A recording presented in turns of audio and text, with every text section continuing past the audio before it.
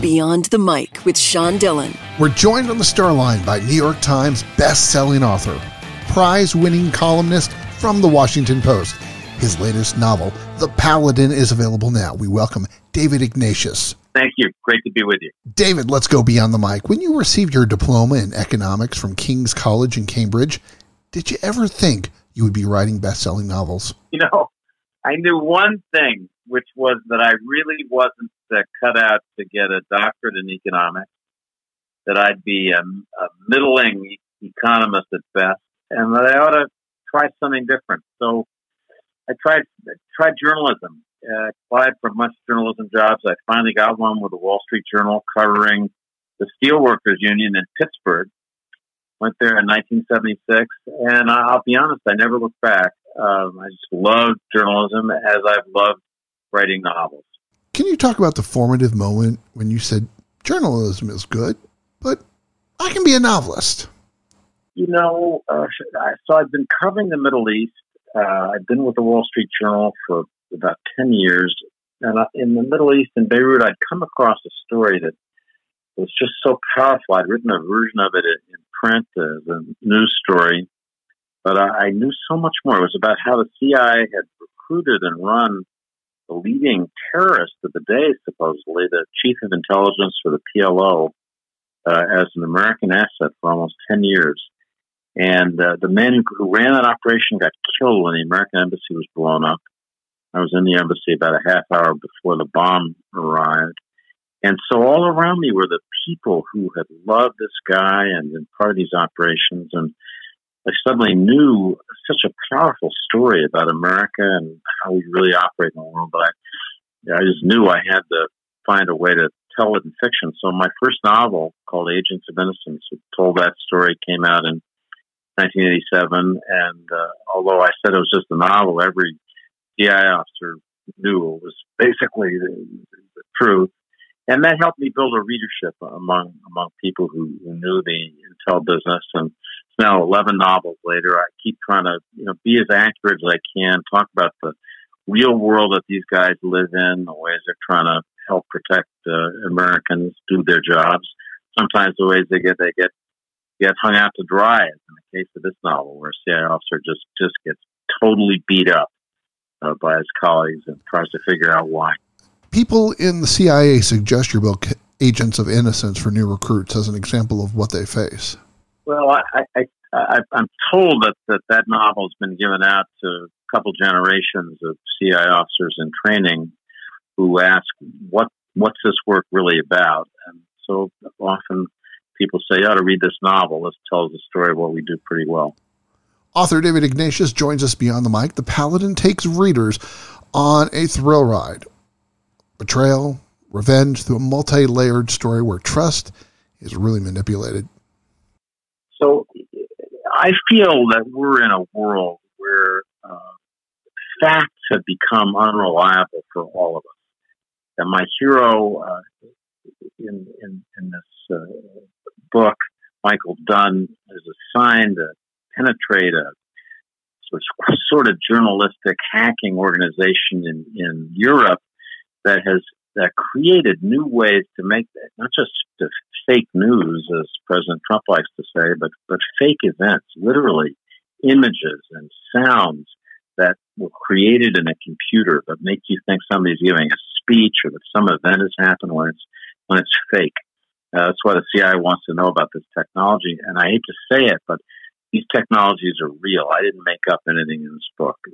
Today, in a computer, we can create imagery that's so powerful that unless we have special tools, we will think that somebody is saying something outrageous, provocative. So it's a time when the truth, figuring out what's really true and what isn't, is more important for all of us than ever. I really want to ask you, from your years of reporting, your thoughts on the citizen journalist. What are the problems, if any, of having anyone with a camera and a microphone being able to say, hey, I'm a journalist? Well, I don't have any problem with individuals using these tools and sharing with others what they see. I think that's powerful, and we see An individual citizen with a cell phone can show us a kind of horrible moment. I mean, I'll just be honest, a moment with a knee on the neck of poor George Floyd, and the cell phone captured it, and we see it. I think people around the country, black and white, see it, and they all have a similar just feeling of horror at what they're watching. So that cell phone is a powerful tool. News organizations like mine, I work at the Washington Post, are in not just a business of collecting information, imagery like the cell phone camera, but making judgments about how to present it. In the world of information, what really matters, what breaks through. And I hope that we're still in the business of fairness. I came up in a school of journalism where the idea that you let the reader make up his or her own mind based on the facts was powerful. That's we saw our job as not reinforcing the biases of readers, but challenging them, presenting them with new information. And I hope that basic mission isn't lost. I sometimes worry that we're just preaching to our own choirs, and not really bothering to look at opinions or facts that challenge our own. What's your thoughts of having the availability of news outlets that don't share that alternative point of view, but regurgitates the views that its audience wants it to have? Well, the problem with it is that we end up with competing narratives about the truth. News organizations become like clubs. And in your club, you know who the good guys are and who the bad guys are. But at the next club down the street, people have a very different view. And at some point, it becomes very difficult, I think, to have a democracy where we all need to get together and pick good leaders who will help our country solve its problems if we're dealing with these different and competing narratives.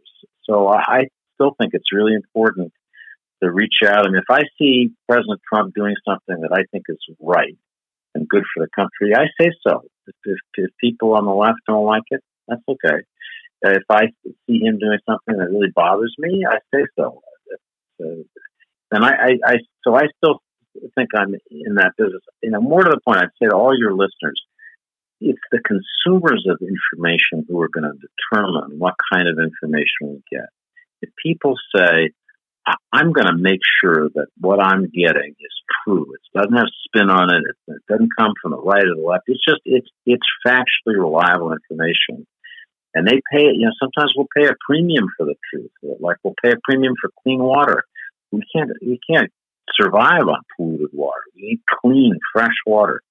So I hope people will pay for that kind of journalism, demand it, and reject the stuff that's got spin from the left or from the right.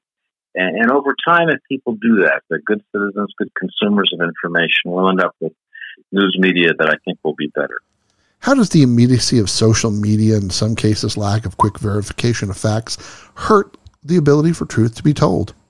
Well, it's a famous saying that the lie moves so quickly that the truth never catches up. And I think there's some truth to that. You can see how quickly false information spreads.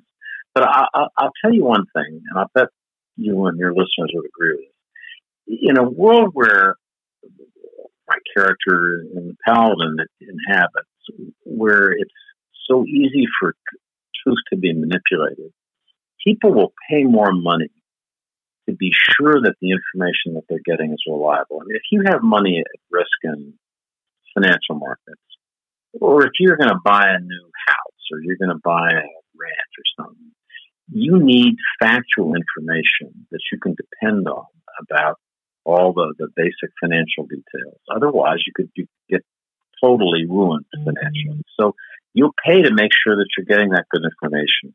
And I just think we need to generalize that. It's not just financial information that has to be true, but it's information that affects our decisions as citizens about our country. I mean, if our military wasn't sure of information coming in about potential threats,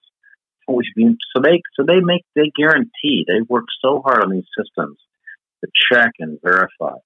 Sometimes, unfortunately, I think ordinary folks don't make the same effort to make sure that what's coming at them that claims to be true really is true. Since foreign actors have the ability to manipulate news so easily, how does the CIA and others protect the differences between what is reported and what's real? So in terms of the information that the CIA provides to policymakers, which is basically their job, I mean, they're not reporting directly to us as citizens, they have lots of ways of making sure that the imagery, the sounds that they intercept, that they're not being tricked.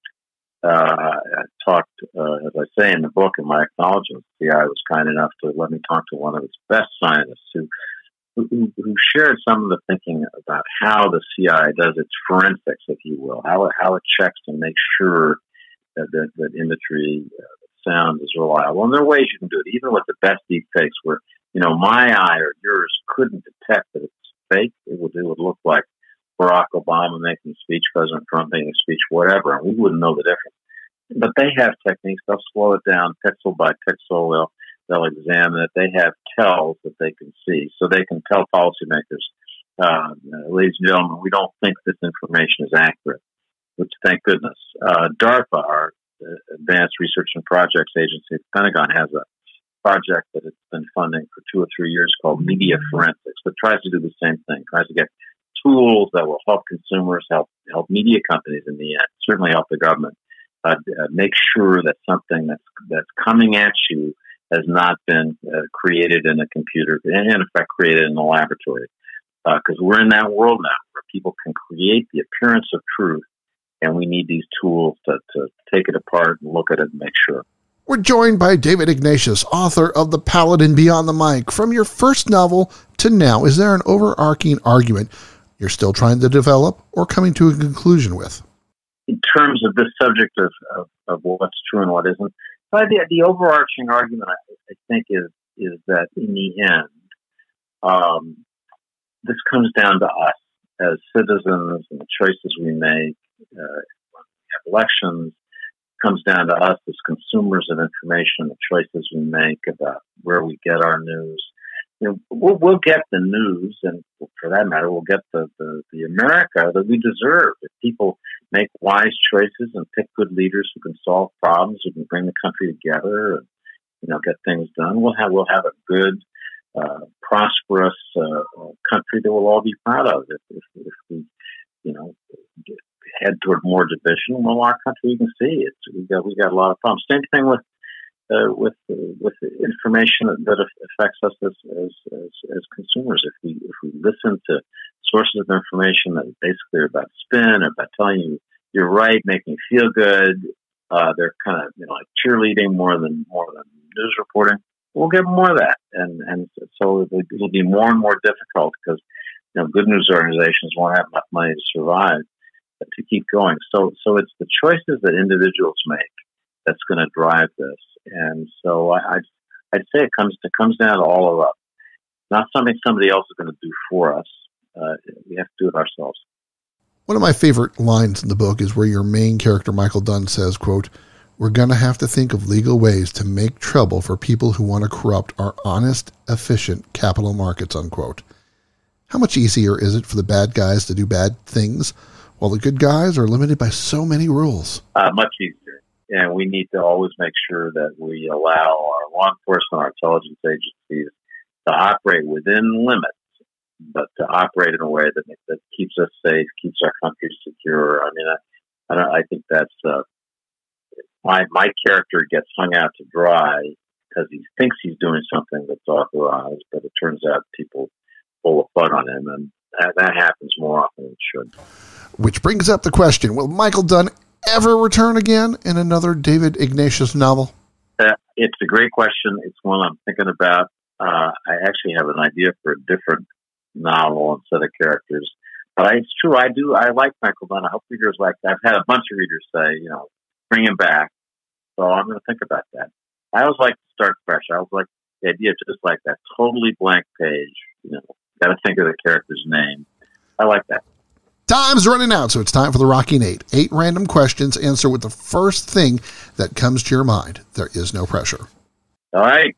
Of your 11 books, which character, flaws and all, do you relate to the most? Well, I'll say that I relate most to the character in my most recent book, Michael Dunn. Michael Dunn is a guy who has made many mistakes in life. The readers will see that he is responsible for part of his own destruction. Takes you nearly the middle of the book to fully understand that. But he's determined to find his way out of the problems that he's helped create, and he gets there. So I think he's a person that I relate to, and I hope readers will. If you hadn't become a journalist or novelist, what other job would you have done?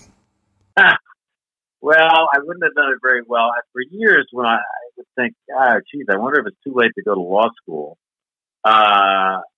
If I hadn't been a journalist, I would have been a pretty good intelligence officer, I have a feeling, but I didn't do that. I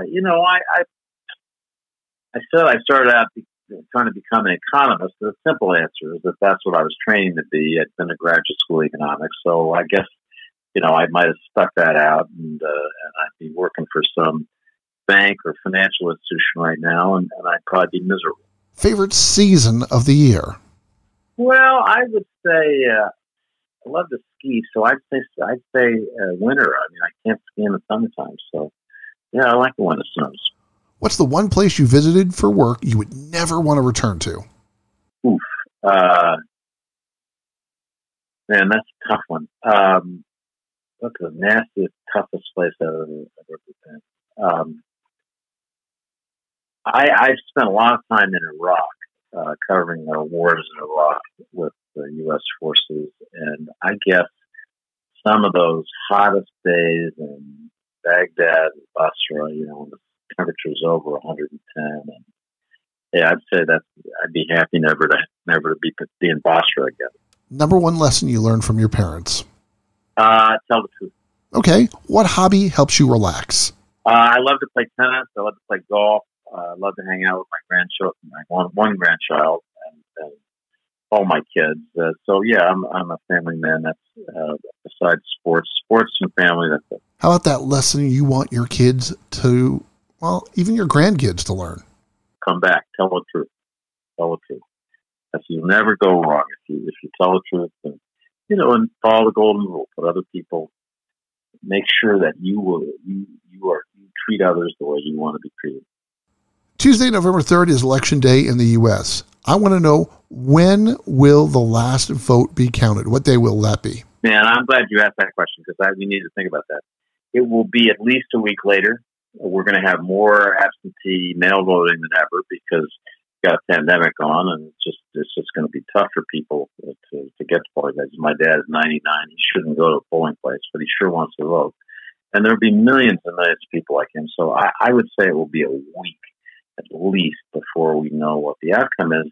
And that's going to be a really hard week. Imagine all the turmoil in the country, the clamor, screaming, fraud, rig, So, get ready, because it's coming. The book is the Paladin, New York Times best-selling author, Washington Post columnist, David Ignatius. Thanks for taking time to talk with us today. Yeah, thank you. I really enjoyed talking to you, journalists. Thanks a lot. Thank you. Great interview.